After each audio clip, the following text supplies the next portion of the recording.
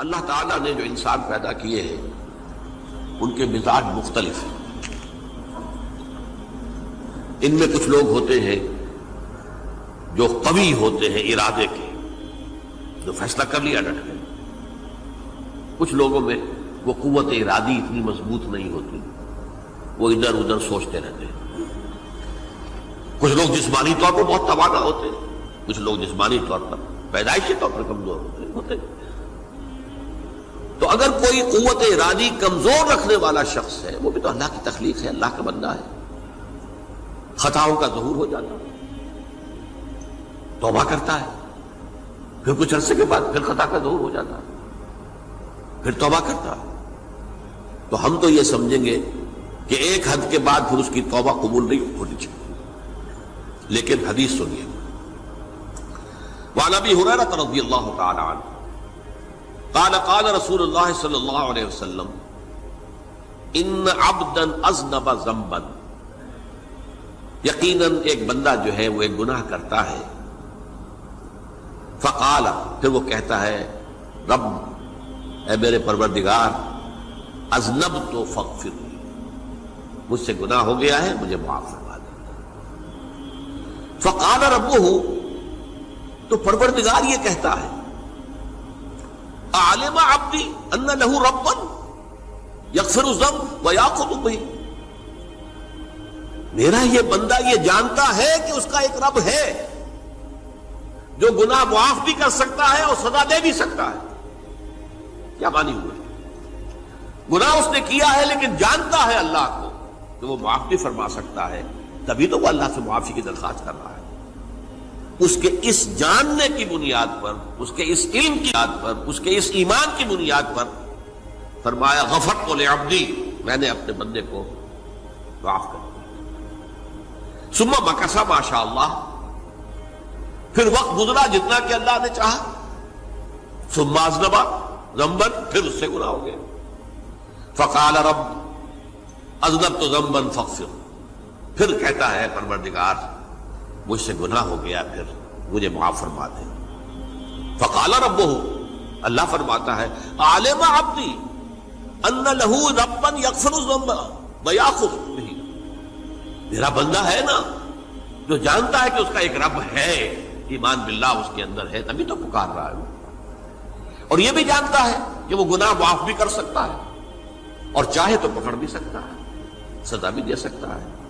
تو فرمایا، اللہ تعالیٰ فرماتے ہیں میں نے فرمایا کہ میں نے معاف کر دیا. ثم مکث ما شاء اللہ، پھر ایک عرصہ گزرا اس کے بعد. ثم اذنب ذنبا، پھر اس نے گناہ کیا. قال رب اذنبت ذنبا آخر، اس نے کہا پروردگار میں نے تو پھر ایک اور گناہ کر دیا، فاغفر لی، مجھے بخش دے. فقال اعلم عبدی ان لہ ربا یغفر الذنب ویأخذ بہ، میرا بندہ جانتا ہے نا کہ اس کا ایک رب ہے جسے وہ پکار رہا ہے، کہ وہ جانتا ہے کہ اسے اختیار حاصل ہے کہ چاہے تو بخش دے اور چاہے تو پکڑ لے. اس کے اس علم، اس ایمان کی بنیاد پر میں نے اسے معاف کر دیا. ایک اور حدیث، میں نے چونکہ اس گفتگو کے لیے ان احادیث کا تفحص کیا ہے، یہ تو بہت ہیں حدیثیں، میں نے ان میں سے کچھ چنی ہیں. ہمارے بعض واعظ ناصح وہ بھی کسی شخص کو روکتے رہے، برائیوں سے روکتے رہے، نہیں رکتا تو کہیں غصے میں آ کے اللہ تجھے کبھی معاف نہیں کرے گا. یہ کتنا بڑا جرم ہے، اس کا اندازہ کیجئے اس حدیث سے. تم میرے بندے کو میری رحمت سے مایوس کر رہے ہیں، کتنا بڑا جرم ہے، اس کا اندازہ کیجئے. یہ مسلم شریف کی روایت ہے عن جندب، حضرت جندب رضی اللہ تعالی عنہ سے، ان رسول اللہ صلی اللہ علیہ وسلم حدث، کہ اللہ کے رسول صلی اللہ علیہ وسلم نے ایک واقعہ بیان کیا. ان رجلا قال،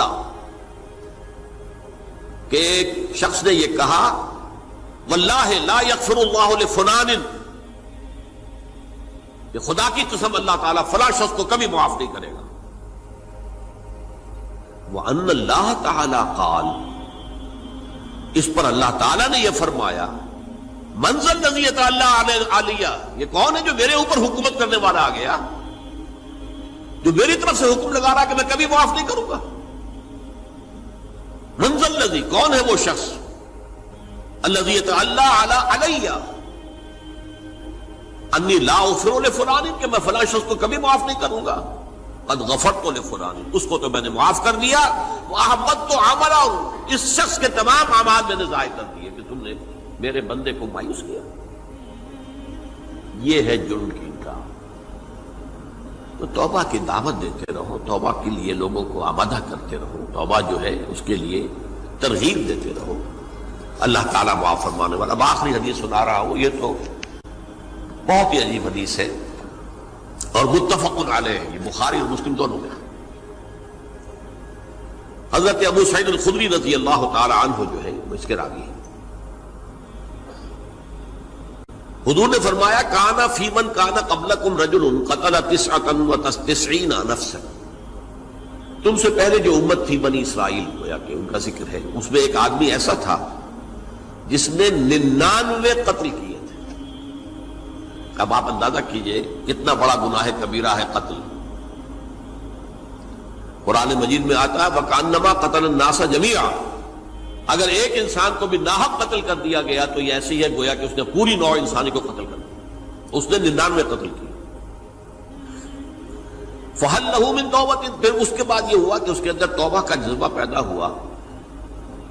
فَسَأَلَ عَنْ أَعْلَمِ أَهْلِ الْأَرْضِ، تو اس نے پھر سوال کیا، لوگوں سے پوچھا کہ زمین میں رہنے والوں میں کون سب سے بڑا عالم ہے؟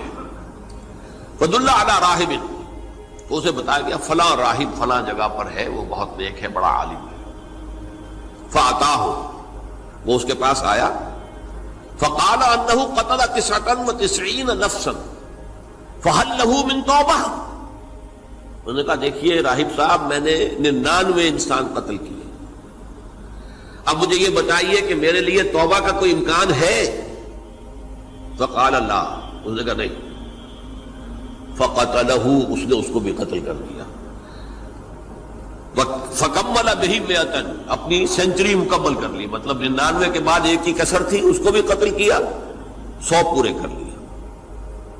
ثم سأل عن عالم اہل الارض، پھر اس نے پوچھا کوئی اور کوئی بڑے عالم انسان ہو۔ فدل علی رجل عالم، پھر اس کی رہنمائی کی گئی ایک بڑے عالم شخص کی طرف۔ فقال انہ قتل 100 نفس، تو اس نے وہاں جا کر کہا کہ میں 100 انسان ہلاک کر چکا ہوں، قتل کر چکا ہوں۔ فہل لہ من توبہ، میرے لیے توبہ کا کوئی امکان ہے؟ فقال نعم، کہا کیوں نہیں، 100 قتل کیے تب بھی کیا ہے، توبہ کا راستہ دروازہ کھلا ہوا، ما لم یغرغر، جب تک کہ وہ گھنگرو نہیں بج رہا اس وقت تک تمہارے توبہ کا دروازہ کھلا ہوا ہے۔ فرمایا نعم، ومن یحول بینہ وبین التوبہ، تمہاری توبہ کے درمیان اور تمہارے درمیان کون حائل ہو سکتا ہے، توبہ کا دروازہ کھلا ہے۔ لیکن ساتھ ہی کہا انطلق الی ارض کذا و کذا، اب تم ایسے کرو جہاں تم رہتے ہو وہاں نہ جاؤ واپس، وہاں کا ماحول اچھا نہیں ہے، معاشرہ اچھا نہیں ہے، ہو سکتا ہے کہ تم توبہ پر قائم نہ رہ سکو، تم فلاں جگہ چلے جاؤ، وہاں اچھے لوگ آباد ہیں، ان میں جا کر رہو۔ فإن بها أناسا يعبدون اللہ تعالی، وہاں ایسے لوگ آباد ہیں جو اللہ کی بندگی کرتے ہیں۔ فاعبد اللہ معہم، تو تم ان کے ساتھ مل کر اللہ کی بندگی اور پرستش کرو۔ ولا ترجع الی ارضک، اپنی زمین کی طرف اپنے وطن میں واپس بن جاؤ۔ فإنها ارض سوء، وہ بری جگہ ہے۔ فانطلقا، تو وہ چل پڑا، ہجرت کر رہا ہے، اس جگہ جا رہا ہے جہاں کا راہب نے بتایا تھا۔ حتی اذا نصف الطریق، جب آدھا راستہ اس نے پورا کر لیا، اتاہ الموت، موت آ گئی۔ فاختصمت فیہ ملائکۃ الرحمت و ملائکۃ العذاب، اب وہ جہنم کے فرشتے بھی آ گئے اس کی جان قبض کرنے کو، اور جنت کے بھی آ گئے۔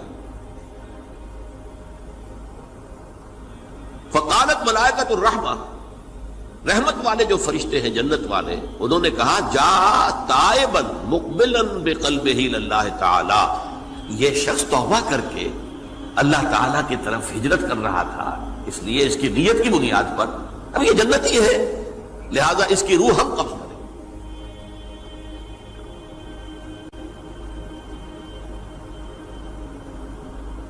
وقالت الملائکۃ العذاب، اور وہ جو عذاب والے فرشتے ہیں وہ کہیں گے انہ لم یعمل خیرا قط، تو نے توبہ کے بعد کوئی نیک عمل تو کیا ہی نہیں، تو کس بنیاد پر اس کو تم جنت میں لے جاؤ گے؟ اس کو تو دوزخ میں جانا چاہیے۔ فاتاہ ملک فی صورت آدمی، تو ان کے پاس اللہ نے ایک اور فرشتے کو بھیج دیا آدمی انسانی شکل کے اندر، فجعلوہ بینہم، تو ان فرشتوں نے کہا بھائی ہمارا فیصلہ کرا دو، اس کی روح ہم لینا چاہتے ہیں یا ہم لینا چاہتے ہیں؟ انہیں حکم بنا لیا۔ فقال قیسوا ما بین الارضین فإلی ایتہما کان اقرب، کہ تم فاصلہ ناپ لو جہاں سے وہ چلا ہے اور جہاں جا رہا تھا اور یہاں اس کی موت ہو رہی ہے، تو کون سا فاصلہ زیادہ ہے؟ جب ناپا گیا، بلکہ ایک حدیث میں آتا ہے کہ اس پر اللہ نے زمین کو جو ہے حکم دے دیا، ایک طرف والی زمین تو سکڑ جا، دوسری والی جو ہے تو پھیل جا، تاکہ وہ جو جدھر جو جا رہا تھا وہ زیادہ قریب ہو جائے بنسبت اس کے کہ جہاں سے وہ چلا تھا۔ تو اس فیصلے پر پھر جو فرشتے تھے، جو کہ رحمت کے فرشتے تھے، وہ اس بندے کو لے گئے جنت کے اندر۔ یہ ہے توبہ کی عظمت اور اس کی تاثیر۔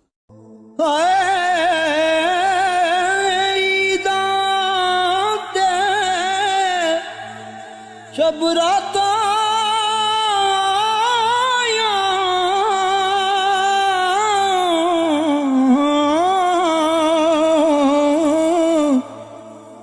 سب لوگ گران آئے،